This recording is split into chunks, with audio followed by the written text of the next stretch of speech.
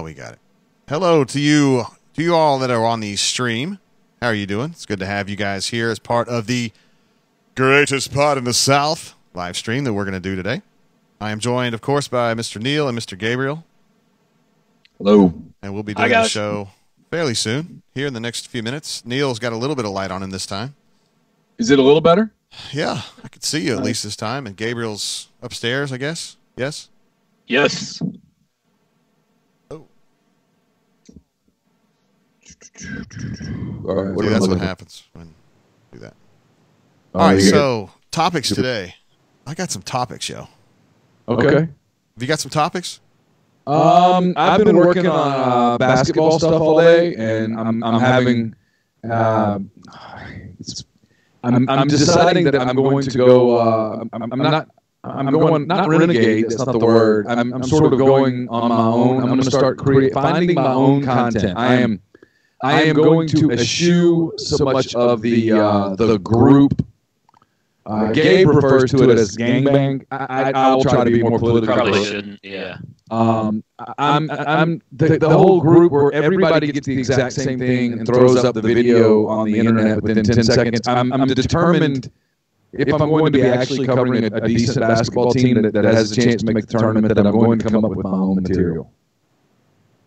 This can basically be the crabby old journalism people segment of the podcast. Yeah, that's Neil. But it's kind of fun, though. Like today, I've talked to two people that I otherwise would not have talked to, and I've gotten some stuff that I'll probably write first thing in the morning for a content. Ole Miss plays Missouri on Saturday in Oxford, and I could sit there and write a game preview. I mean, the truth is, all Ole Miss has to do is win the game. Win the game by 1 point, and you're good. Lose the game, and it's a freaking disaster because Missouri is a Tier 2 or Tier 3 or whatever loss, and it would be a bad loss on their resume. So there's only so much of that you can write. I mean, you got to start finding other stuff, and you don't get to really talk to the kids in any kind of a one-on-one setting to get anything depth. So you've got to start thinking outside of the box because it's not going to change. We can bring into that how the FWAA said they're fighting for more access. We can also talk about how Valentine's Day is basically a bigger version of Neil's birthday, and it's dumb and it's the last day of the year my wife wants to go to a restaurant on. Like ever? Yeah, we don't do like Valentine's Day dinner out really very often. There's way too many people out and stuff like that. We do it on a day because we can go to dinner anytime. So why go on the same day everybody else is already going? Because that's just another opportunity to go to Golden Corral, man. Oh, okay. Well, yeah. I mean, obviously, if you are having Valentine's Day dinner at Golden Corral, I imagine you've got like 6 or 7 women that want to marry you for that. No comment on that. Okay.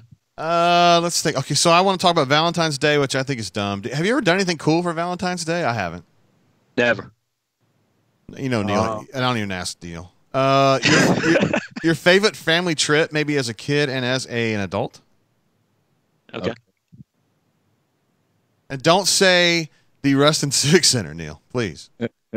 Please tell me you got something better than that. I want to change. I've talked about soccer moms at the soccer field, but I've decided that the better place for soccer moms are the various grocery stores, i.e. Costco or Publix. I see hotter chicks there, and I want to point that out. Not Aldi? Do you guys have Aldi in the South? Is that a thing? I've heard of it, but we don't have one, no. Oh, yeah. God, where do you live, Gabe? Like in Minnesota or something? Aldi? I live in British Columbia. I went to a city in South Alabama today. I'm sorry, a town in South Alabama the other day called Enterprise. And in the football stadium, they had a picture. I don't know if you saw this on my Facebook page. I saw your tweet, or your Facebook, yeah. They had 2 rules. No do-rags, Neil, and you had to wear your hat with the bill facing forward. This was a stated rule at Enterprise. Really? This seems like it could be on Tosh.0 segment. Is this racist? Yeah, just a little bit racist, I think. I was surprised it was that open. You wear your hat backwards ever? I mean, I've got to have a reason to do it, but yeah, sometimes. Yeah. Sometimes if you want the bill out of your eyes every now and then. Yeah, I mean, it's not like my first choice. Not trying to look like squints all the time. You know what I mean? Yeah. Caps worn. Here it is. You can see it here. Caps worn with bill forward only. No do-rags. So that's not even like really that subtle. You know? No, it's not subtle at all. Yeah. It's pretty blatant. No, that's real blatant. Oh, okay. Yeah. The food at Auburn Arena, I listen, man, I know nobody cares about this. So at Ole Miss, they feed you, as they do at many places. But at Auburn, you get a voucher, which is cool. I mean, I'm happy to have it. Yeah. But they have raised the prices there to such a ridiculous level. And I'm not saying JG's getting screwed because I got $8 for the voucher. But if you're a regular Auburn person, you got to pay $8 for a pretzel and then another $1 for the dipping sauce. So $9 for a pretzel, and it's ridiculous. And they just raised the prices in the middle of the season because they weren't making enough by charging 7 + 1 on a 80-cent deal. Oh, my God. At Alabama, the voucher was maybe $10. Yeah, because I was starving. I got some chicken tenders, and they didn't make me pay extra for the dipping sauce. Oh, that's good. Yeah, and it came with fries. The sauce should just come with the right. That's part of the meal. Yeah, the sauce, like chicken tenders with no sauce are not good. You can't do that. That's not true. Yeah. Good chicken tenders. All right. The sauce are good. Rustin style. And then the copycat media policies, I want to talk about a little bit. I think we've touched on this before, but the Herm Edwards thing that I read the other day, I can't remember if it was FWAA that put that out. Yeah. It was about how Huh? That's what we were talking about. He's the one that says that we should have more access because it trains the kids better. We should. Yeah, I agree. Yeah. Totally agree. Yeah. I mean, I saw Gabriel tweeting about this the other day, and I agree with what you're saying, but I thought we might bring it up on the show. Perfect. And I wrote. Now I just wrote we really have been going 15 minutes, and you can talk about how before we started. Before we start, I want to bring up the point that. And was it somebody at Ole Miss that was talking about, is Neil really on a Peloton? I was like, who are you, and how do you not know this? Like, who was that that's tweeting at all of us? I don't know, but he was making fun of the Peloton. Well, yeah, the girl that was doing the acrobatics on the Peloton, which I know you don't do. No, that's a good way to get hurt. I like that one-legged Peloton lady, though. That was pretty cool. Well, she has 2 legs, but right, but she was only utilizing one of them in Pelotoning. But she wasn't on a Peloton. That was just on a spin. She wasn't on a Peloton. Yeah. Peloton looks different than that. It does look a little bit different. But did you find it kind of hot, though? I mean, I'm not trying to. No, I did not. No, I mean, it was just kind of weird and fascinating, but I don't know if I'd say hot. Yeah, I know that I would not say hot. I'm not trying to say the girl was hot. I just think it was kind of. Is it, Neil? Are you just getting like glitchiness on this thing on your screen? Yeah, I was pulling up. Like I'm staring at Jay's desktop, and it just keeps flashing at me, that's going to make me go into a seizure pretty soon. Is that like right now? It's doing it. It's a little. It's glitchy. Yeah, but I mean, it doesn't really faze me. It's fine. I just wondered. I can see the gain, and it says Gabe, and then Mackie meter, and then Neil Skype. Yeah. Yeah. And then there's 2 windows. Well, here I'll just turn off this. Here. Yeah. Now I can see me and Neil. Look at me. Little Jay's up in the corner. Does it look better now? It's back to the thing. Back to normal? Yeah. Okay, great. No, it's back to glitchy. It's back to what it was doing. What have you guys done? Yeah, just leave that window up. That's fine. I can look at myself for the next hour or so. Or I can just turn the screen off. I can look at you and oh, look at that. Oh, there you go. That's perfect. Yeah, now I just see you guys. All right, great. Yeah. This is normal. All right, Hey guys, for those of you watching our stream, including Aldred35 and Nick, thanks for being patient with us as we work through some stuff. Hey, we're all in our 40s or possibly as high as 50. Neil, how old are you? I'm not 49. Okay, 49. You're nowhere close to 50. Shut up, man. You ready to kick this bad boy off? I'm ready. I got a new ad and everything. I'm ready to roll. Do you really? I do. Yeah. Sweet. I love new ads. A new Cathead ad. Oh, well, that's amazing too. Yeah. Yeah, we still like that. Of course. We could sell some. We could sell some new ads. If anybody out there wants to advertise on this here podcast, we can make it work. We can make it work. We've got a pretty good reach. I got some numbers. Got some markets. That's very interesting, Neil. All right, you ready to kick it off? Yeah, sure. Are you ready? Here we go. All right. Do you need a countdown or you just want me to talk? You giving me a countdown. It just makes it seem so professional and nice. All right, I'll give you a countdown. Here we go. 3, 2. Welcome into the greatest pod in the South, presented by Cathead Distillery. I'm Neil McCready. I'm in Oxford, Mississippi. J.G. Tate is in Montgomery, Alabama. Gabe DeArmond back after a 2-week vacation in the Bahamas. He is in Columbia, Missouri, all tanned, all so excited to be back with us now, and he's refreshed, and he's in a great mood, and you will hear from Gabe momentarily. Let me tell you, guys, this is good news for everyone, because I think you've all had some of this. The second release of Old Soul Bourbon hitting the shelves this week. Today's Thursday, so it very well may have hit the shelves already. It's Old Soul Mississippi Bourbon Whiskey. The mash bill is 75% corn, 21% corn, and 4% malted barley. So 75% corn, and then the mix of corn and malted barley. It's blended over a 4-year-old blend, and then an 18-month-old blend of that the corn and the malted barley.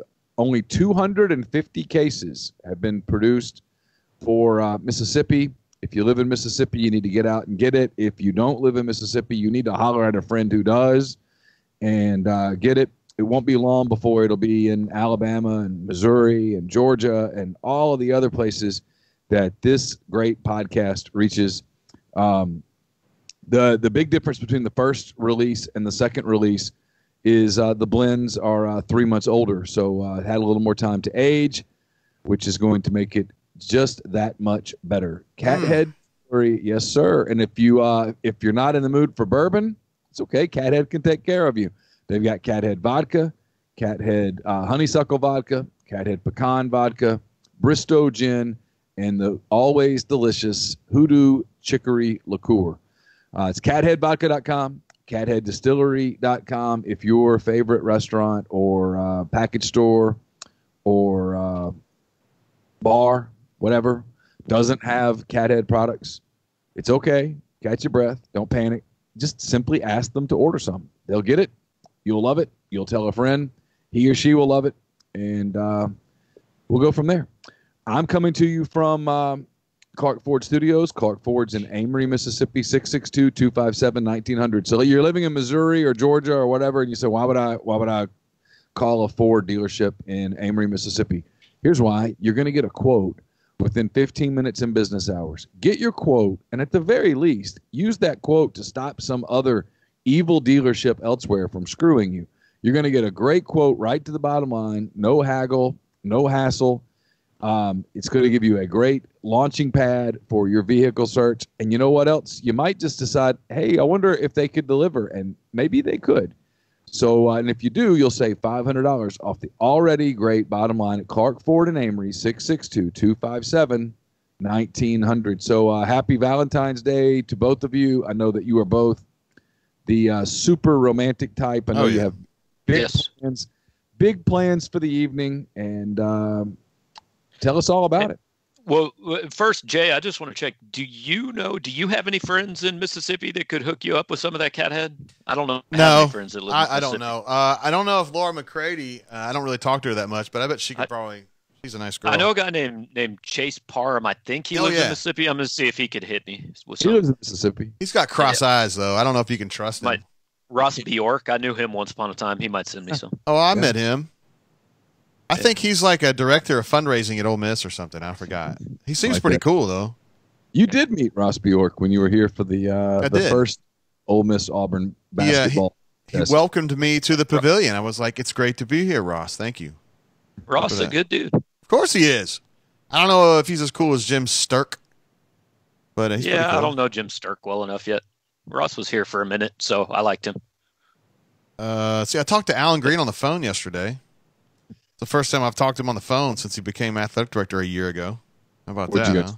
What'd you talk about? I don't really want to talk about it on the show, but it was nice talking to him. Nice visiting with Alan Green. You guys set up your Valentine's Day plans? You going to double? Oh, yeah. I didn't mean it that way, Jay. Tate's and the Greens. I'm sorry? The Tates and the Greens are going to double date on Valentine's Day. No, I mean I'd like to. I like Alan and I like his wife even more, Christy. But no, that's not going to happen. I was just thinking about. I got to take my mom out for dinner tonight. We got a strategery, guys, on a house situation involving her. So we're going to talk about that. That's what I'm going to do my Valentine's Day is hanging out with my mom. But I mean, hey, I like my mom. She's cool. Yeah, it's Valentine's Day is the worst day of the year to go out to dinner. Is that true? It is for me because there's all these other people there. I don't want to. Oh, here we go. I'm not down with that. The only other night that is as bad as New Year's Eve. You have the set menus, and you're paying stupid prices, and it's just kind of dumb. Like the whole Valentine's thing is dumb. Like Valentine's Day, that you can only order like 3 things, and they cost twice as much. And there's people at all the other tables that are talking and trying to irritate me. I don't like that. God bless, man. You guys are the worst. I mean, we could still go to Golden Corral for around $12. My wife supports this idea, though. She does not want Valentine's Day dinner out. We've done that a couple times, but we generally try to avoid it. I'd love for you to come over to my house, Gabriel, you and your wife Janelle, and hang out, and I would be happy to cook you a Valentine's meal, bro. If it is 2:02 right now, can I get there in time for dinner? Do you think? Do they have direct flights to your doorstep? There's a light rail from Como. Well, actually, Como to Montgomery, Jefferson City, actually to Montgomery. Yeah, part of the Green Project in the U.S. I'd rather meet you in Rolla, though. I feel like it's halfway. Yeah, I like your math. I'd be good. Rolla's about an hour and a half for me, so I could do that. I like what Rolla. would you prepare, Jay? What would the meal be? Well, we'd start off. I do some special stuff for you guys.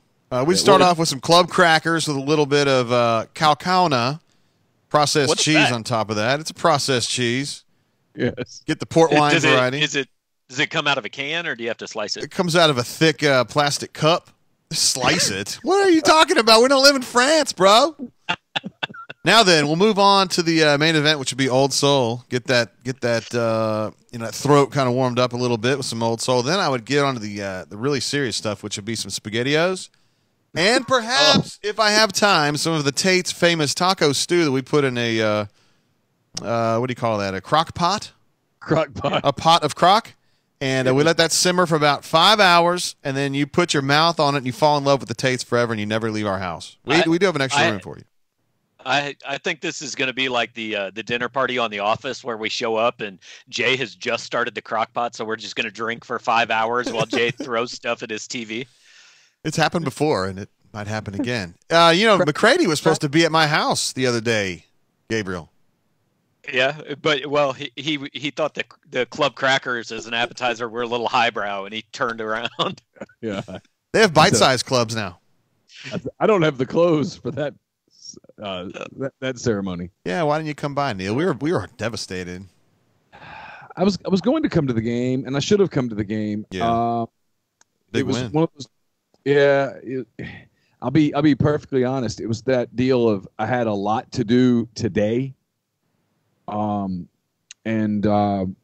it was the whole it was going to mess up my Thursday in a way that, and I knew you would send me video, and frankly, the way that these post games work now, you didn't lose anything by not going. Well, if anything, you got stuff. I watched the game, and because Ole Miss won, they did the thing with Kermit right there on the television. Yep. And so I was able to get that. I'm able to put that into my observations that I did, and then Jay sent me the video from the more formal media press conference setting where they had Bree Tyree and Kermit Davis, and I got Jay's video of Bruce Pearl after the game and put that up on the site. So if you were a subscriber to RebelGrove.com, you didn't.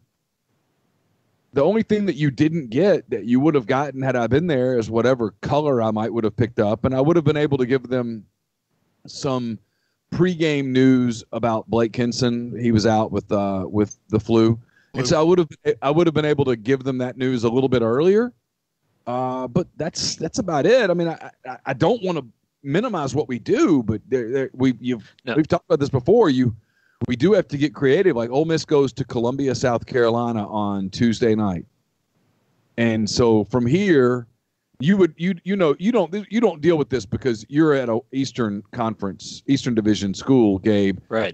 You're right next to all these. Yes, we're right in the middle of the SEC East here. Right. So from Oxford to Columbia, South Carolina is like 470 some odd miles. If you go cover that game on Tuesday, you spend all day Wednesday driving back. I mean, that is all day driving. My rule is if you have to get on a plane, I don't cover basketball. We'll drive. Anything beyond Lexington, Kentucky, that's out for us. You would drive to Lexington? I've driven to Lexington because the thing with Lexington, it's a 7-hour drive, but to fly there, like I got to drive an hour and 40 minutes to the St. Louis airport. And then by the time you get on a plane, you're not really saving that much time, to be honest with you, and you're spending a lot more money. Yeah, I saw a really hot chick in the St. Louis airport, though. That was probably worth the trip right there last time I went to Columbia. Okay. Just saying, maybe you ought to consider that. I'll keep an eye out. Next time I fly out of Lambert, I'll just walk around and say, hey, my friend Jay told me that there was a hot girl in this airport. Do you know who that is? I can help us because I got a picture on my phone. I took a creeper pic. I think you've shown that before. I've shown it. No, we weren't doing live video back in those days, but I do have a picture. Yeah. I also want to mention, as far as Valentines go, I've got this Atari thingy. Can you all see that? It is a very close-up view of like one letter of it. Yeah. It's an Atari thingy that my wife got me, and it reminds me in the summer. I think it was Valentine's Day, maybe '81 or '82, when the Pac-Man had just come out on the Atari 2600. I don't know if Gabriel was born yet. I had one of those. Yeah. Yeah. I had a special lady over my house on Valentine's Day to show her how good I was at the Pac-Man game. Leah Kowalski, if you're out there. That's what you missed out on. Do you guys remember how cool we thought Atari was, though? And now, like, my kids have seen Atari games, and they're like, how did you live back with covered wagons and shit? Is it possible, Jay, that at the end of you showing her how great you were at Pac-Man, that she said, now let me show you how well I operate a joystick? I don't really want to get into that right now because I was 10. Pretty young. He didn't even know how to operate the joystick himself at that point. Whoa, hold on, bro. I mean, that's pretty handy. I bet you were.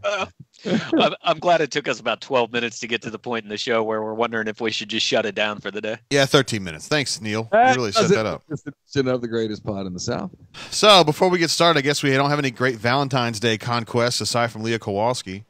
So we'll move on to the next thing I wanted to talk about before we start the show, which is family trips. Since we love our families on Valentine's Day, particularly since I have a daughter, Neil has two. Gabe may or may not have a daughter. I don't think you do. I do not. No, 2 sons. I wonder if that's better or worser to have sons versus daughters, because all I have is a girl, and I never know what it's like to have a boy. My wife always only wanted boys because I think having been a girl, she knew a lot of the drama that came with them. Having been a girl. By the way, not having been in the past, she still is. But that's good. No, she always rooted for boys. I thought maybe a kid that was a girl for the first 10 to 12 years would be fine, but then once they became teenagers, like, boys are way easier. I could see that, yeah. Boys are easier, period. Yeah, but I guess Neil has experience on both sides of the aisle here, I guess. Well, sort of. I mean, the son's young, though. He hasn't gone through the gamut yet. Yeah, they're easier. All right, Dr. McCready, thank you. They're easier. The clothes, the drama, just stuff is easier. Family trips, guys. Did anything float your boat when I floated that out as a possibility in the pre-show? So are we talking about family trips now that we're a parent, or family trips when we were kids? I was thinking kids and maybe adult if you had a really good adult one. Obviously, for me, it's just the lecherous trips we take to the Caribbean. But Right, it's the swingers cruises for Jay. No, they're not swingers. They're just a lot of drinking and hanging out. But like, here's what sticks out to me about trips now. And like, do you guys ever kind of marvel at the fact that your parents used to do these trips without GPS or without a phone to tell them where to go? Like, I remember one time we drove from the Grand Canyon all the way up to San Francisco on a vacation, and like they just did it with paper maps and shit. And it did reach a point where I pretended to be asleep in the back seat so I wasn't hearing the argument about where to turn and all that. Mm-hmm. But there's no way you'd ever be able to get anywhere anymore. Yeah, how the hell did anybody ever function without Siri? I can tell you how to do that. Because I used to do it, bro. You go to the AAA office and you get this thing called a trip tick. Did y'all ever get those? Oh, yeah, I remember. Yeah. It was a page-by-page thing, and it would show you, like, sections of the interstate. So it would be like a 50-mile stretch of I-75. Then the next page is another 50-mile stretch of I-75, and you just flip your shit right through the triptych all the way to Melbourne, Florida. Oh, see, my parents just had the big old map that you unfolded like 47 times, and it was only a one-time thing because you could never get it to fold back right. So you just threw it away after that. But like, it was like a map of the entire state of Nevada, and you had to be like, well, this road connects with that road. So if we stay on it for 2.5 inches, we'll get to that point. I don't remember fighting that fight. We just had the triptychs, bro. Are you a AAA member? I don't think so. Well, you should be. Unless it just like came with it when I bought my car. No, dude, you got to pay for that. No. You got to pay for the privilege. Nope. Okay, great. Might be an AARP member soon, but not AAA. Neilage, you got any good childhood family trips?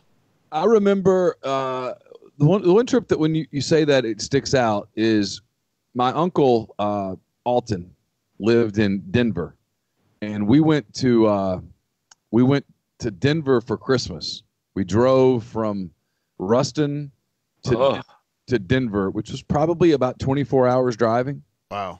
And my mom, we were little. I was probably maybe second or third grade. And so I'm the oldest of three. So we were all, I might have even been younger than that. But we drove in one of those big vans, and nobody was buckled in or all that stuff. We were back in the back, and anyway, it snowed in West Texas. I remember that. And we stopped at this volcano in New Mexico that we all thought was so cool. Volcano? Yeah, it was like a volcano. There's no volcanoes in New Mexico, bro. What are you talking about? All right, we're gonna find out. Are you talking about Great Meteor Crater in Winslow, Arizona? No, it was in New Mexico, man. It was like Gallatin or Galligan or something like that. Gallup? See, I still remember it. Gallup, New Mexico? I don't know, Jay. I'm looking right now. Jay, there is an entire webpage. The volcanoes of New Mexico. Get out of here, man. Y'all making that up. You're going to be proven wrong. It was right on the interstate, and we stopped, and she would break up. My mom, I look back on it, it was like pretty cool. She broke up the trip like every 3 or 4 hours. We'd get like a goodie, a game or something. Oh, cool. Like a puzzle or a book or something. Yeah. Was it like the Griswolds, like you had your grandma strapped to the top of the station wagon driving across the country? Yeah, she died on the way. She died. Oh, that's sad. She died right around Amarillo, and we just strapped her in. But we went all the way to Denver, and it was cool. We were up in Denver for Christmas, and we got to see all sorts of snow, and got to play in the snow. And we were in a neighborhood where a couple of the Broncos lived, and we went to some mall in Denver, and it was the year that Denver was really good in football. I think they lost the Super Bowl the next year, maybe. And that happened a lot. Yeah, but it was like the first one. It was like when they lost to the Cowboys in Super Bowl 12. Uh-huh. So this was, so I was like, I was probably second or third grade. It was fun. I remember the trip. We were going to go to Pikes Peak, but there was too much snow, so we couldn't go. Couldn't get out there on the roads. I mean, I was a kid, had grown up in Louisiana at the time. I'd never really seen a big snow, and to see all that snow was exciting, man. You'd also never seen a volcano, unless maybe there are volcanoes in Louisiana. I don't know. Possibly. There are no volcanoes in Louisiana, but I'm looking in New Mexico right now. I see right here on the Google Maps, says the Capulin or Capulan volcano. Capulan. There you go. We stopped at that one. Now, it is in the extreme north corner of New Mexico. I mean, I don't know how. There's not even people up there, bro. Well, I told you we were going. Who wants to live by a volcano? We were going to Colorado. We had to go through North Mexico. I do want to mention that you were close to Pueblo, Colorado, which I am told is America's epicenter for people that have sex changes, believe it or not. Oh. Yeah, a lot of people. A high concentration of people there that have had sex changes. It's not where I saw this going. I was surprised myself when I found that out. What about you, Jay? You take some cool trips when you were a kid? Hell yeah. Well, you got to understand, my dad was in the Navy, so in 78, we had to move from San Diego to Washington, D.C., and we rode the car the whole way, bro. And then a year and a half later, he came back. So we had to move back to San Diego. We came all the way from D.C. to San Diego. So it's kind of like the same thing Neil was saying. Every whatever 4, 6, 8 hours, my mom would have something else for me, like a candy or a game or something dumb like that. Try to make your way going, man. These kids today don't even realize what it'd be like to not have a phone or anything, You guys remember the little handheld like pinball type games? Not electronic, just like these things you could buy out of the vending machines for like 25 cents, and you had to balance the little silver balls in the right place and stuff. You know what I'm talking about? Well, yeah, but you had to have a lot of patience for that, and me and Neil, no way. Oh yeah, yeah, it was hard. I used to actually read some books. I don't know if that's a thing you guys ever did, but why? Read a book. Because if you read 5 books, you could get a free personal pan pizza from Pizza Hut, the Book It program. That was good. I like that. Get out of here, man. That you could send off. Wait, you were never in the Book It program? No, of course not. Neil, did they have that in Mississippi once they taught you guys to read down there? Or Louisiana, I mean? Yeah, I mean, like once we started learning, you learned how to read in the 8th grade, and then and they would send us. We joined these book clubs, like in the 9th and 10th grades. Yeah, no, but you never had the Pizza Hut Book It program. I thought that was a national thing. I don't know that. Well, Ruston did have a Pizza Hut, but I don't know that I remember the Book It program. No, so you got these little things you would fill out. It was like on a bookmark. Once you read 5 books, like you would get it signed off on by your teacher, and then you could take it to Pizza Hut and get their little personal pan pizza. It was the best day of the month. Huh. I was a baller. I could buy my lunch anytime I wanted it. Not me, man. I had to wait for the free personal pan pizzas. I was a baller living in San Diego, dude. I look back at myself as a youngster and think, I don't know how I didn't get more marriage proposals and whatnot. I wonder that about you weekly, Jay. But I had that Mattel football game. Remember the Mattel football? Oh yeah, that was awesome. I kicked ass on that, and I had Mattel basketball, which was a little harder. And then I had the head-to-head baseball game. Remember that?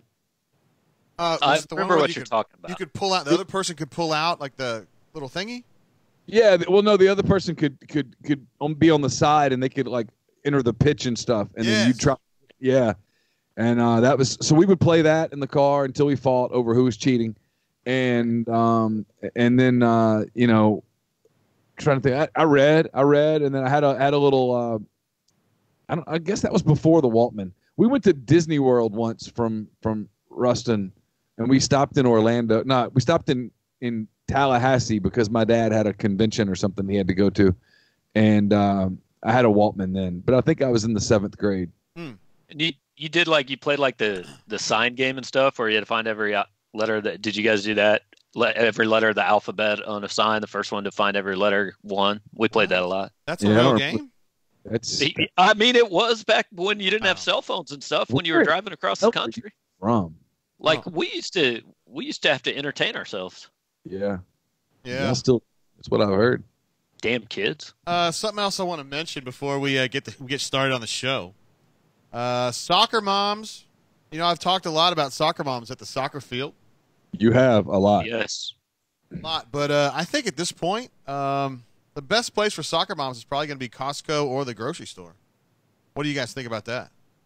I think if you're looking for quality of soccer mom or just the female scenery, I do think it really is dependent on the quality of the grocery store.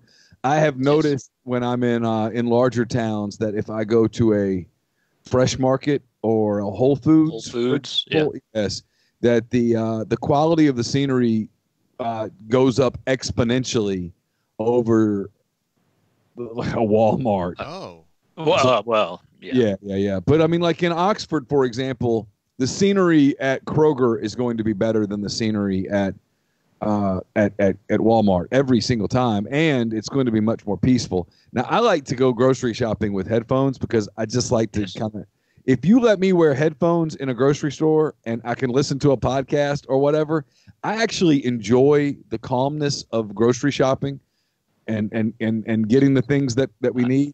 If you put me in a situation where it's mass chaos and there's people bumping me and all, no, I don't. Yeah. I can't handle that.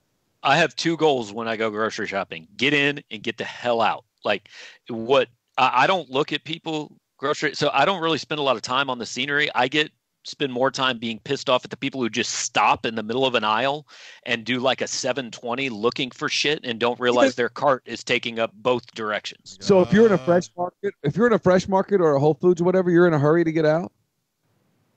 Generally, if I'm in a store, I'm just trying to do my stuff and get out. Yeah, I don't like shopping. No, I like those stores. I can hang out in those stores for a while. They usually have a pretty good beer selection. A lot of times they'll have like a wine selection. Free sample day is solid, yeah. Yeah.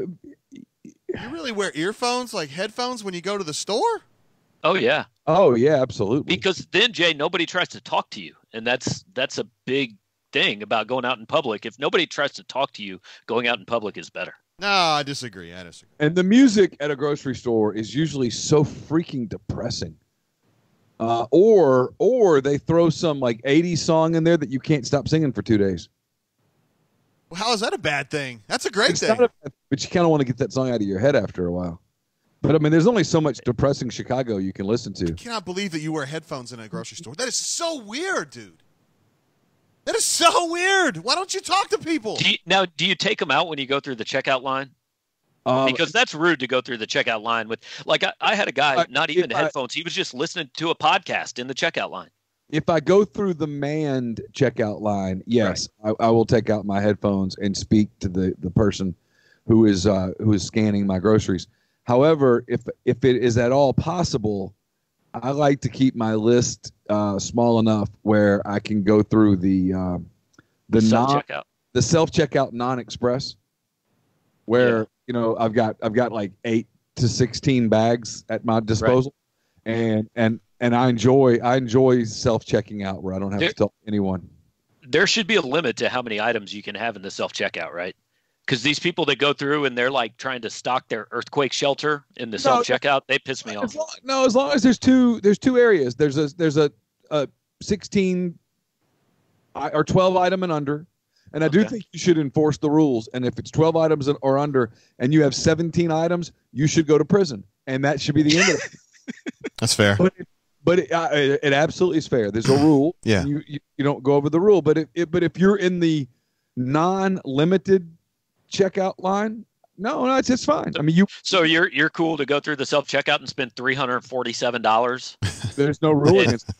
Well, I mean, it's going to be. Listen, the machine is not going to. The rule is called society, Neil. We're trying to have a damn. Like, society. Since when does Neil care about that? Are you serious? The machine's not going to let you do that though, because you're gonna. It's going to start yelling at you about put your item back and all that stuff. It's going to go nuts. Okay. The machine. I did used to like it Kroger when I went through and it would say welcome valued customer. I always felt good that someone said something nice to me, and now. It doesn't say that. It just pops it up on the screen, and I don't hear it anymore. And I'll be honest, it has taken a little bit of the pleasure of grocery shopping away, because I always enjoyed a friendly female voice saying to me, welcome, valued customer. Now you just get on the bike when you get home. They talk to you there. Exactly. Hey, I'm at 298 rides. I'm only 2 rides away from 300, so pretty soon I'm going to get a shout-out. Yeah? Yeah. Is that like a double high five at 300 or what? No, you don't get high fives. You don't get high fives from the instructors. The instructors will say your screen name and praise you for reaching a milestone. Please, God, please actually be Slutbanger 69. Is there any way we can get your name changed to that? I could change it, but I think that one might get flagged. Flagged? Yeah. We're going to be doing this show in like 3 years, and Neil's going to be like, I got to 1,000 rides, and like I got a I got a congratulatory strip tease from the other Pelotoners. Virtual strip tease. If I end up on a Peloton and that is a part of the deal, I am in. But all you got to do is 1,000 rides, and I'll do it if it depends on how hot the chick is. No, it's not a real. It's like it's a cartoon thing. It's like the anime. No. I want a real chick. Oh, speaking of that, dude, I got a good story for you. Okay. Now, we have a rule at auburnsports.com that if you discuss a woman, specifically your wife, you have to provide a picture of this woman. You may have something similar at Power Mizzou or over at the Rebel Groves, 2 great places I love hanging out at. So PICS or GTFO? FO. Now, you're familiar with that. So one of our members, his wife, got a breast augmentation. Very, very attractive girl. Okay. And he to his credit, offered photos of before and after photos with her face. Of the actual breasts? Yes. Okay. I'm listening. How do you feel about that? I feel like he might not be celebrating Valentine's Day tonight. Yeah, He might be alone. I'm hoping that she didn't know that. Yeah. Okay. So here would be my questions, and I can't believe that I'm actually seriously addressing this. My questions would be before publication. Is she aware that these photos are being published? Probably not. Oh. If she were not aware, I would probably, after I reviewed the photos, I would decline their publication. Well, the way it works is they were published without me actually having to approve them. So they were up for like 2 hours. He thought better of it, and he took them down. But you know how the internet is. The internet never forgets. No, it does not. And so they have become avatars and FARC issues and all kinds of stuff like that. And I have removed the post, but the damage has been done, guys. I just can't imagine. They left a breast print. Instead of a footprint, they left a breast print. And the thing is, I mean, she is very pretty girl. Very pretty girl. It is stunning what people will put on the internet, though. Yeah, and if these people at Rebel Groves and Power Mizzou, if you guys want pictures, you figure that out on your own. I'm not getting involved in that. I was sure the end of that sentence was be hit me up on Twitter. My DMs are open. You'll have it. Was it a market improvement? I mean, yeah, she had, yeah, definitely. But I just felt, I just didn't feel right about it.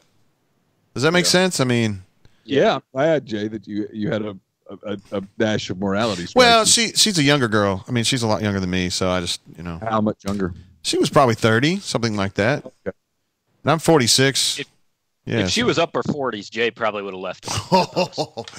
Oh, yeah. Yeah. Anyway, I was recently, before we get started with the show, my daughter played a soccer game the other day in Enterprise, Alabama. I know you guys may not know where that is, but it's a little bit, it's about an hour and a half south of my little village, the bottom of Alabama. Or Troy, that area? It's a little south of Troy, exactly. Okay. And when I went to the stadium, they had a big sign that said, and I wrote this down. Where did I put it?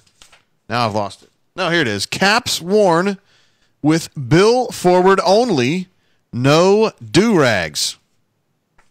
That's a posted rule at the stadium, the Enterprise High School in Enterprise, Alabama.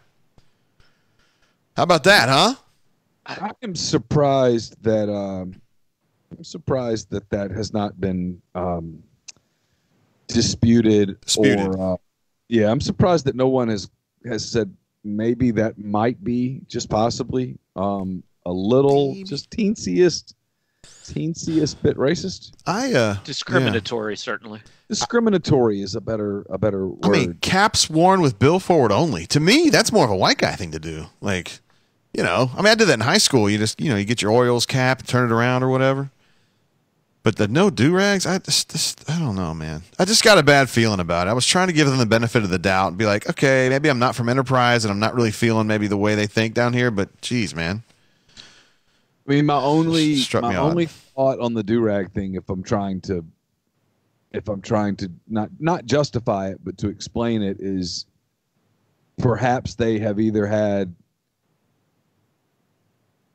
a threat of or some form of history of gang activity where, you differentiate the gangs based on the color that they wear, and in many cases that includes the color of the rag. That's interesting. I've never heard about that. You ought to write a movie about it. We could call it Colors. Yeah, you smart ass. Welcome to 1989, bro. Hey, I want to mention something else. I guess what I'm saying is I don't typically think of Enterprise, Alabama as the gang capital of North me America. Neither. But they sure beat our butt the other night. 9-0 we lost. If there was a place that had a no do-rags, hats forward policy, like, it probably wouldn't shock you to learn that it was Enterprise, Alabama. Yeah, right. I think if you're living in Oregon and you're thinking, fair, right? Here's 3 cities, Tallahassee, rural Alabama, and Washington, D.C., which one has this placard? You'd think probably Alabama, right? Probably, yeah. And don't sit up there in Mississippi, Neil, and act like you're all innocent. Stop that. Roll Tide. All right. I want to move on to something that is annoying me. I feel like John Stossel. Remember, he used to do those 2020 things back in the 80s and 90s where it was like consumer reporting. You know what I mean? Yeah. The food inside Auburn Arena, they have, you can get stuff like Chick-fil-A. You can get like Ben's gourmet pretzels or whatever else. There's a couple other things you get there. Dude, the prices are so ridiculous. I can't even start to explain it to you. And the way that it works at Auburn is, we kind of buy our own food. I know at Ole Miss, they still cater like they ought to. The media has like a meal and stuff, and everybody gets to hang out and have a little something. It's nice. I wish it was like that everywhere. But at Auburn now, they discontinued that, and you get a little voucher to go up and eat, and that's great. But the prices at Auburn Arena are insane. Got a pretzel yesterday. It was $8. $8. They got to pay for that new building somehow. I don't know. Good golly, Miss Molly. $8 for a pretzel, and the folks out there are spending $7 for a Chick-fil-A sandwich. And $8, you were saying, like, that's just the pretzel, right? Yeah. Like, you don't get any of the accoutrements with it. But you should get Gauge. The bread, you've got to twist it up into shapes. Yeah, you're right about that. You got to get that. It's actually just one pretzel stick. It's like the crispy pretzel. $8, you get one pretzel rod and go back to your seat. Someone's got to place that salt. And listen, it's very delicate. Gabriel, spray it with the water bottle. We were talking in the pre-show that if anywhere in the world, if you buy a pretzel, a dipping sauce should be part of the deal. Just like if you buy a car, you get 4 tires, right? Yes, cheese, mustard, whatever your choice of side is. Mine would be mustard. Because I don't enjoy the cheese sauce that comes out of a vat. I don't think that's something that should be eaten by humans. Okay, but yeah, no, you should get the sauce with it. That's part of the meal. I agree. It's like getting a hamburger with no bun. Like the bun comes with it. I can request not to have it if I want to, but that's part of a hamburger. Otherwise, it's just meat. That reminds me of the movie Friday. It was like Kool-Aid, no sugar, ham, no burger. One of the greatest movies of all time. Damn. Neil loved Friday. One of his favorite movies of all time. I watched that almost every day my freshman year of college. I was productive. If I see it on now, I watch it. Like it's one of those that just hooks me immediately. Yeah, it's good. So anyway, the food at Auburn Arena is really expensive. If you guys are coming, any Ole Miss fans or Missouri fans or whoever else is listening to the show and you're coming to Auburn Arena, bring money because it's going to cost you money to feed yourself. My goodness. Or just like bring your own cooler. Could you just have a picnic in the stands there? They probably crack down on that. They would probably crack down on that. Although if you snuck in some Old Soul, a little flasky, you might be able to get away with that. Maybe stick some club crackers in your pocket. Why are you hating on me with the club crackers? Yeah. Club crackers are delicious. Why, are you mocking me for that? Good. No, they're good. I like them. But I'm mad at myself for not going to the game last night, in large part because every time I watch a game in Auburn Arena on TV, the atmosphere seems kind of cool. The kids are like right on top of the court, and it's loud, and they seem to be having fun. It seems like a fun environment. And this is why you didn't come? No, I wish I had come. I didn't come because I had so much to do today. I had stuff to do today. What are you doing? I had stuff to do today. Gabe, he had shit to do today, so. He had to do this podcast with us. Yeah. Well, I've got a podcast that I'm doing. I'm doing we do a daily podcast. Are you cheating on us? I am cheating on you. I'm sick of this. I have the Oxford Exxon podcast, and I've got to tape an interview that I have to prepare for. I had stuff I had to do today. That sounds like an interview you shouldn't do then. If you have to prepare beforehand, it's not worth doing. Yeah, there's some truth to that. But you know what Auburn figured out with that arena? They figured out, like, hey, it's stupid to build a 15,000-seat arena when we're not going to fill it. Build it smaller, sell every ticket, and you're going to watch a game on TV and go, oh, my God, that's a great atmosphere. When actually there are probably not any more people at an Auburn basketball game than there are at a Missouri basketball game. But Missouri's arena looks so empty because it holds 15,300 people. So 9,000 people in that looks awful. Fair enough. I like Ole Miss's arena, too.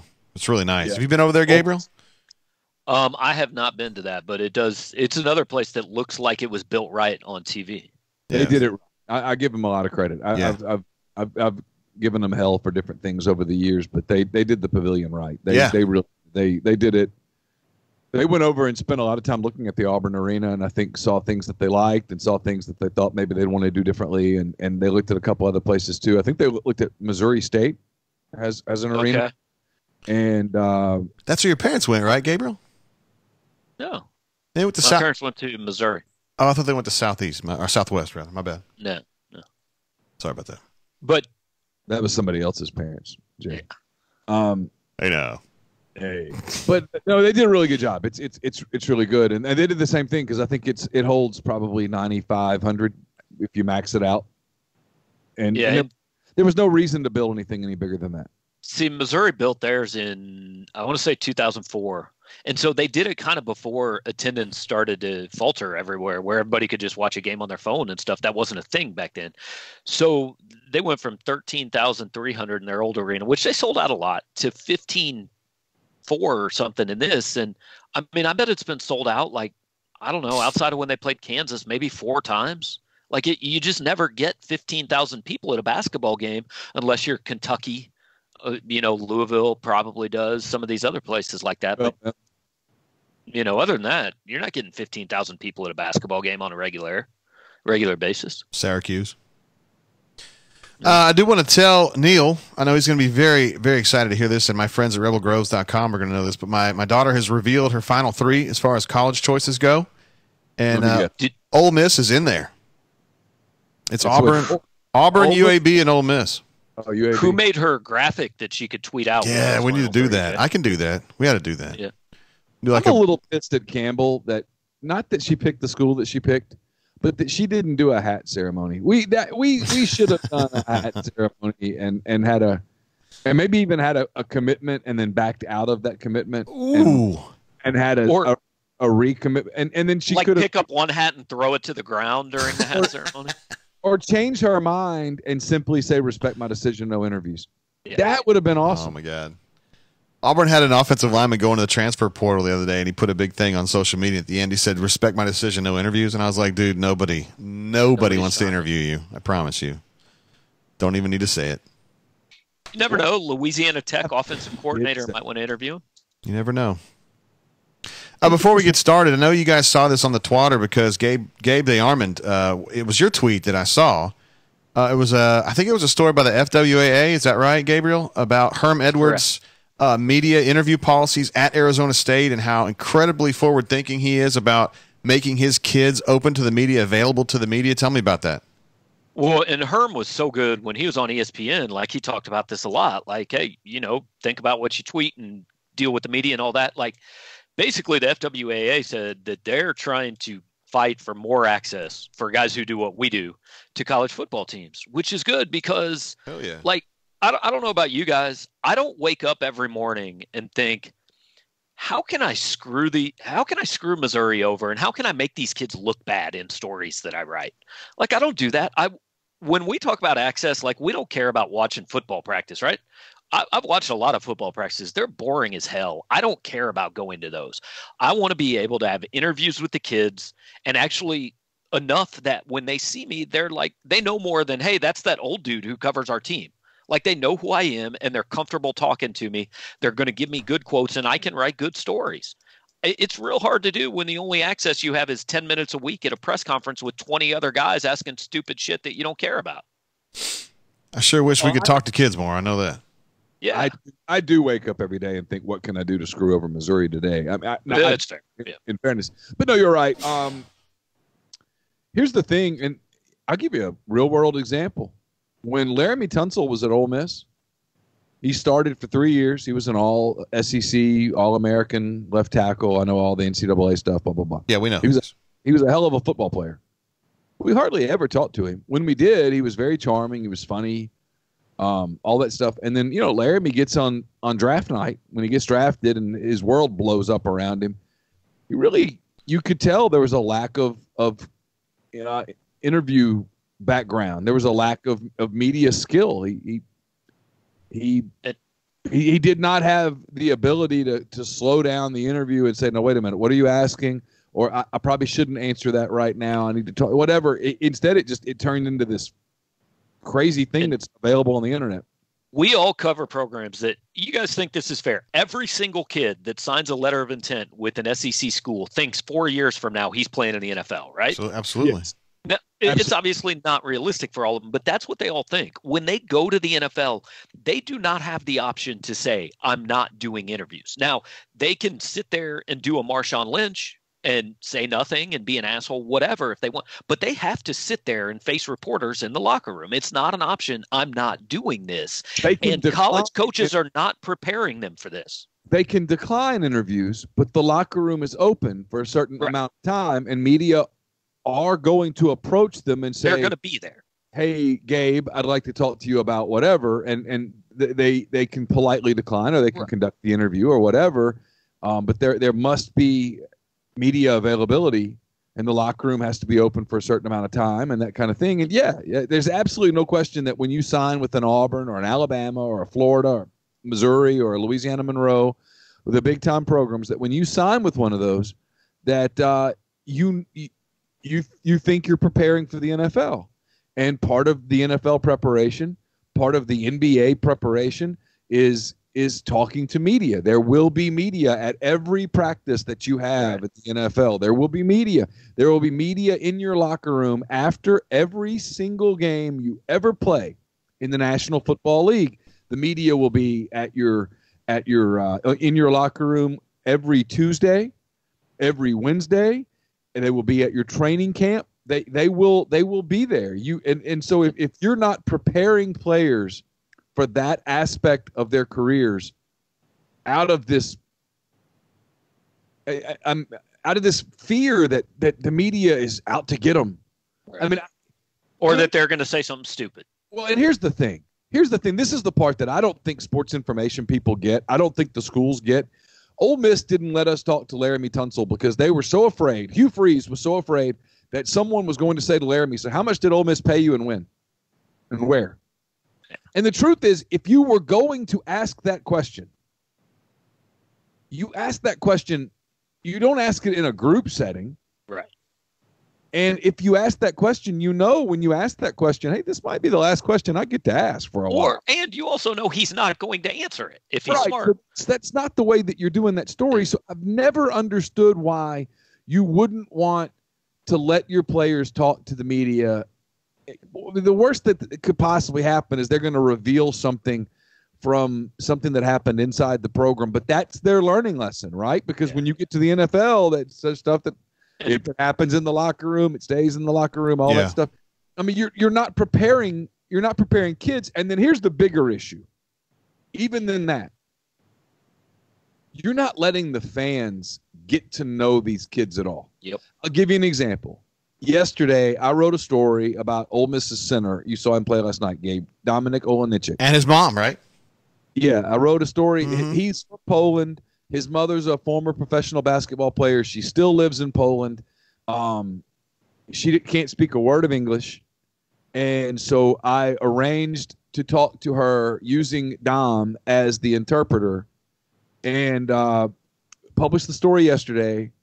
I got more feedback from that story. This kid he's a great kid. He's not a great player. I think last night against Auburn, he had no points and 3 rebounds in about 20 minutes. He's just an SEC big. He's not a Wiley or one of these guys who can really score. He's just a player. But fans don't know him. And then they read that story, and there were so many people that commented yesterday. And kudos to Ole Miss Sports Information, Adam Kuffner, for helping me arrange to do it. So many Ole Miss fans in my Twitter yesterday or on the message board said, yeah, I didn't know that about him. I've been frustrated with him, but now I'm going to really cheer for him now. And those are the stories, like, that's what we want to do. Like, none of us care about writing about who's going to be the starting left guard. Like, we have to do it, but that's not a story you write and go, wow, I can't wait to publish this to see what the reaction is. Right. Those stories are the ones that, like, that you said, nobody knows that, and you give these kids a chance to share those stories. And that's what we're trying to do here. We're not trying to screw anybody. And I think this is where their reaction is, they being the schools, is okay, but there's so many of you out here. Okay, well then start cracking down on credentialing. Right. That's an idea. Everybody who has a blog. Don't let every swinging dick come to media day. Oh, my goodness. But it's everybody who has a blog, or let them come to media day and get what they need at media day and then cut them out. They don't need to be there every Monday, every Tuesday, every Wednesday when the people who are covering the team are actually covering the team. And there's a way to limit it. And there's a way to do it right. There absolutely is. And it would serve kind of everybody, but I don't know. I don't get the impression that the accoutrement that Jay puts on his cracker, the cheese spread, I don't think we're putting that back into the can. I think it's out. Jay, when's the last time you got a one-on-one interview with an athlete in one of the two major sports at Auburn? I can't even answer that question. I can't remember the last time I had one at Missouri either. A couple years, maybe. Oh, I bet it's been longer than that. I don't know. Basketball, maybe during practice I could probably get one. Yeah, probably earlier this year. But football, no chance. No chance. And I was talking to Gus last night about it. And Gus, I think Gus likes me all right. And I like Gus all right. But it's just like he just gets this like, oh, no, it's a reporter. I got to freeze up. Yeah. I'm like, Gus, come on, man. I've known you 10 years. Stop being that way. But football coaches have gotten really, really tight about it. And I think it's Neil's talked on this before on different shows, but I think they kind of copycat things. And when Saban kind of rose to power and got really, really good at Alabama, and he's so restrictive, I think everybody said, well, it works for Saban, it'll work for me too. But maybe if you get Nick Saban's players and you're as good a coach as Nick Saban, I bet so. But I don't think Missouri's ever won or lost a football game based on who I interviewed. That's a good point. With coaches, so much of what they view as access is the practice itself. Right. I don't care about that. I almost wish you'd shut that thing down. Yes. Yeah, I always push for agree. that. I mean, I don't want to go out. I mean, Ole Miss opens spring on February the 26th. I don't want to go out there on. I mean, give me one practice maybe where I can see the people, and then after that, man, you can shut that thing down. I don't want to go out there and stand for 2.5 hours because you're not really supposed to report on the stuff that you see anyway. That's what we have now. You can come, but you can't talk about it. Well, I'm not here because I enjoy watching you practice. I'm here because it's my job. There's no reason to be there because I've heard people say, well, you get stuff for background. Well, yeah, but that practice was, quote, off the record. So you can't tell anybody. So you really can't use it. You can say, well, I tell you what, this linebacker really looks better. I think he's developing. Well, how do you know that? Well, I saw it in practice. I thought practice was off the record. And then you just kind of start that slippery slope where instead of just saying, hey, you can come for the first 20 minutes and you can watch the guys do calisthenics and go through some warm-ups and take our word that somebody didn't break a leg because, see, he's running. And then after that, the deal is, when can I talk to a couple of people? Right. And beyond the media scrum thing where it's 100 people and we're all getting the exact same quote. So I don't know. I don't know that there's an answer for it, honestly. It's why quite frankly, and I tell people this all the time, like kids, Ole Miss students will come and they'll say, hey, I want to cover, I want to work for you guys. I want to be an intern. I'm like, okay. Go cover volleyball. Go be my volleyball beat writer. Go be my soccer beat writer. And they're like, no, I want to cover football. I'm like, yeah, but I've got that. You want to learn reporting and you want to get storytelling and be able to tell stories about players and stuff. Every one of those girls that play softball has a story. Every one of the soccer players has a story, and they'll be, not only will they be excited to talk to you, they'll talk to you as long as you want to talk. Yeah, I agree. Hey, before we get the show started, Neil, I do want to change directions a little bit and give your Ole Miss listeners a chance to enjoy the fact that Ole Miss upended Auburn inside the Auburn Arena last night in a game that I felt like it wasn't a must-win for Auburn, but it was a really need-to-win game for Auburn. And Kermit got Bruce again. That was a game I thought where Kermit really outcoached Bruce Pearl. Yeah, I thought so too. And he cooked up some defensive paradigms that Auburn never really recovered from, and that's a big win for Ole Miss. I think both of those teams are kind of headed toward the bubble, and I think Ole Miss, certainly by virtue of that being a road game, popped itself right back in the NCAA tournament conversation. And Auburn, on the other hand, is, I think, headed toward the bubble. Yeah, Ole Miss, that was their most impressive win of the year from a net standpoint, and I think the net's really the big thing that matters this year. Is Auburn was number 20 in the net going into the game last night, and so Ole Miss gets a road win over the number 20 team, and I think Mississippi State's like 28 right now, so Ole Miss has 2 road quadrant 1 wins, which are the big thing. And here's what's interesting about Auburn, to your point. I've assumed all year that Auburn's an NCAA tournament team. And I still think Auburn is an NCAA tournament team, but they, at this moment, don't have any quadrant 1 wins. No, I mean, they're paper tigers right now. And so if they're on the bubble and the committee's looking at them and they don't have that line right now at the very top of their resume that screams, this is why we should be in the tournament. We can win this game away from home. We can win this game. And Ole Miss has the win over Auburn at Auburn, the win over Mississippi State in Starkville, and they have a win over Baylor on a neutral floor, and Baylor has played progressively better in the Big 12. Yeah. And as Baylor's net rating goes up, Ole Miss, that win that Ole Miss got over Baylor, I think in Destin, suddenly looks better and better and better. And so they have some wins on the top of their resume that when the tournament says, why should we put this 11-7 SEC team in over this 11-7 SEC team, it's going to be those wins. I bet he doesn't win it, but Kermit Davis should be SEC Coach of the Year. He's doing a hell of a job. You know, we had this discussion on this is interesting. We had this discussion on our podcast this morning.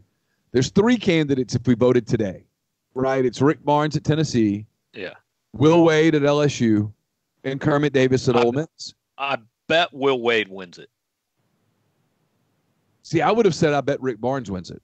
See, but Rick Barnes won it last year, and everybody expected him to be pretty good. So even if they go 18-0, he's going to win it. If they do anything else less than win this league, he won't win it.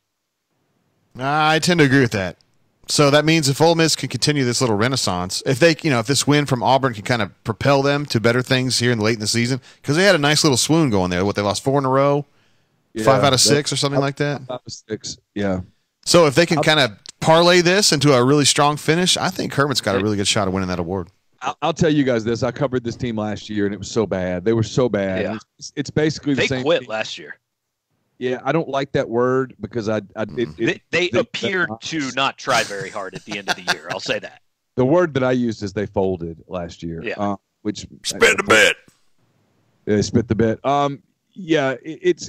I've said this before the season, and I actually have a vote this year that if this team made the NCAA tournament, I was voting for Kermit Davis, and I will honor that. If this team makes the NCAA tournament, as good a job as I do think Will Wade has done, especially they lost a player in September, and as good of a job as it's obvious that Barnes has done at Tennessee, I'll vote for Kermit Davis.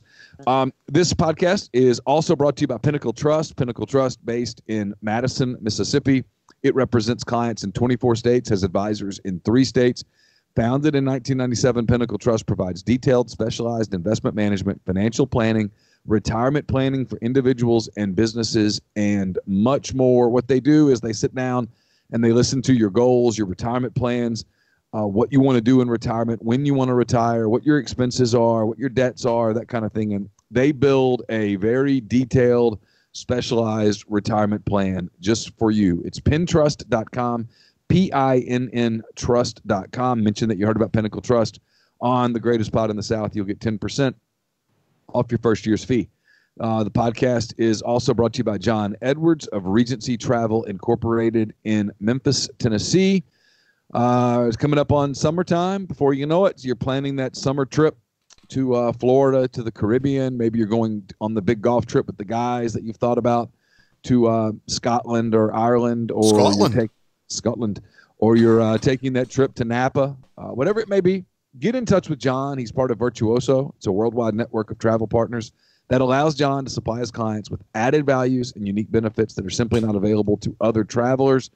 You give him a call, you give him some parameters, you give him a budget. He gives you options you would not find on your own. And no, you don't have to live in or near Memphis to take advantage of his services. 901-494-3387, or send him an email, jedwards@regencytravel.net.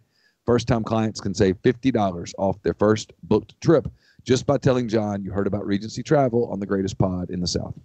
Hey, I want to tell everybody who's watching on the stream, Neil McCready, his name appears in the Auburn Media Guide. I don't know if you guys can see that right there, but it says that's the Crowd Estimate Award. Hell yeah. Neil McCready from the Mobile Press Register won it back-to-back years. Man, that's incredible. It's probably one of the greatest accomplishments in my life. 02 and 03. You're the only reporter to have done that. Yeah. I just have the one win in 2008. I couldn't get it back. Yeah, it's hard to do. It's so hard to repeat. You spend so much time focusing on defending your crown, and I got it done. And you know what? I retired in 2003 because I was not on the beat in 2004, so I was not there to make a crowd guess. And so I went out a winner. I pulled an Elway.